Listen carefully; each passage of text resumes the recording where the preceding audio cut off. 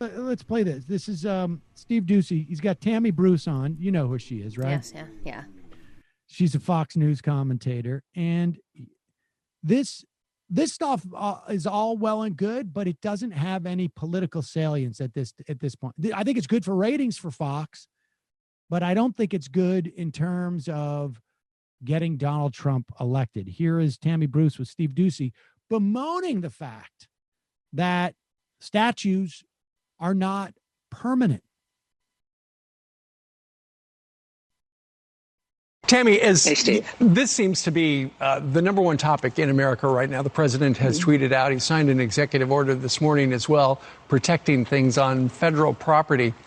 Are there some symbols, some statues that may have outlived their message and need to come down? You know, here's one of the problems we're dealing with now is that this is a conversation that is not limited even to that. And it's about Marxism. And the people controlling the narrative at this point is determined to cast everything in America's history, much of which has been difficult and bad. We had to have a civil war to correct a process that was going on to end slavery.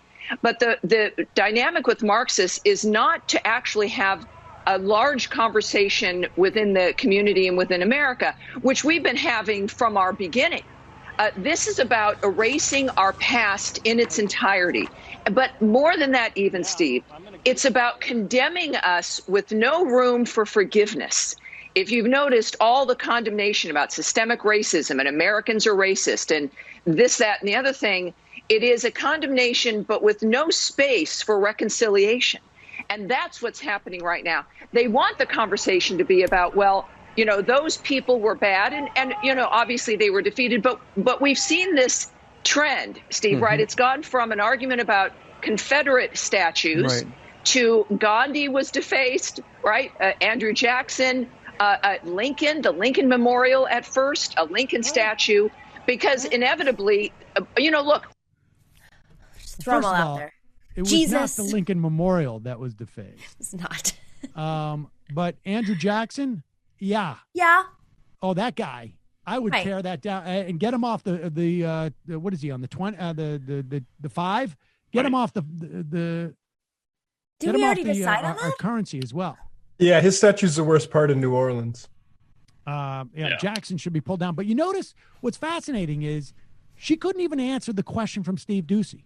When Steve Doocy asks you a question that you have to avoid, you know you've got a problem. Like, he puts it out there. Isn't it like the case that it's possible there are statues whose values now are not consistent, that what we're praising is no longer consistent, that we have some, measure of awakening. We have what she was calling for, right? Like the notion of like being able to, some redemption, as it were, and that they're not appropriate for the time. And she can't even answer that question. She's going to go on this like extended thing about Marxists and. Yeah, Marx corresponded with Lincoln too, so I don't know that he would be in support of tearing all the statues of him down. Just I don't think it stems from Marxism, is what I'm trying to say. No, it's for them, it's some type of like cultural Marxism. But I mean, what kind of trouble are you in that if you can't? Steve Doocy's coming up with a question that you have to avoid and filibuster around. And she's supposedly a Democrat on the show. That's what's. Oh yeah, you didn't know that? Tammy Bruce is a Democrat. No, or at least she. I mean, obviously she's not. Right. Not in real life, but you know, in character she is. That's her. She fills in for Laura Ingraham. So whatever that land is, right there. She has the nerve to say that we don't come to the table wanting to have a conversation. Number one, your table's been set by a bunch of Nazis, so when you want to negotiate, you fill in for Laura Ingraham, an actual Nazi. My whole thing is, bottom line, if these statues came up after they lost, we shouldn't even be having a conversation. That is about reinventing history. If you put up a statue to Robert E. Lee after the Confederacy lost, it should go away. This isn't about reflecting on the losers of history who oppressed people. 40 years later. 40 years later. Statues come up. And what is it that you are What is it that you are commemorating? I mean, look, if you want to put a statue up of a Confederate soldier to mark, and maybe a Union soldier to mark the time in this country where you had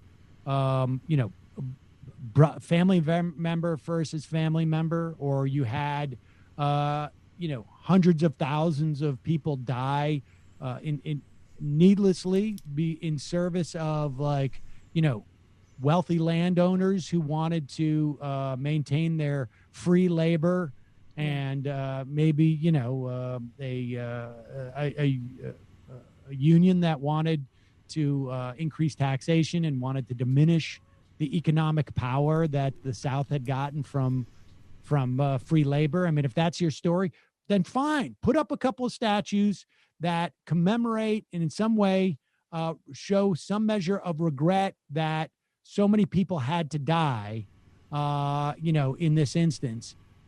Okay, but the leaders of this, of the Confederacy, they're not doing it because, they've been told to do it. They're doing it because they full on believe in it, and they were savvy enough to know exactly what they were fighting for. Mm-hmm. I mean, if you want to make an argument that this is about culture, then, I don't know, put up a statue of a mint julep or something. But even then, I don't know. I don't know what, I don't know enough about mint julep and what that would represent, but I don't know. I just don't buy it. I just don't buy the heritage argument and the idea that we don't have statues that last forever. No, that's not what's going on there. I mean, we are correcting what as a society we want to celebrate. It's what your children look to. It's what, if it was, we don't have statues of the victors, so I don't even know why we're having this conversation. The victors have been replaced by the statues of the losers who made money off of free labor and oppressing people. So I don't know. I mean, I think my frustration is it's who we choose to put statues up in instead of those who we should have our children and the next generation looking to in admiration. That's the frustrating part. Whose history is being represented here? And people, and make no mistake about it, the historical value of these, as you walk around, is virtually nil. You don't understand the context in which these things are happening. It is about commemorating, not necessarily understanding and having a greater historical understanding of what's happening there.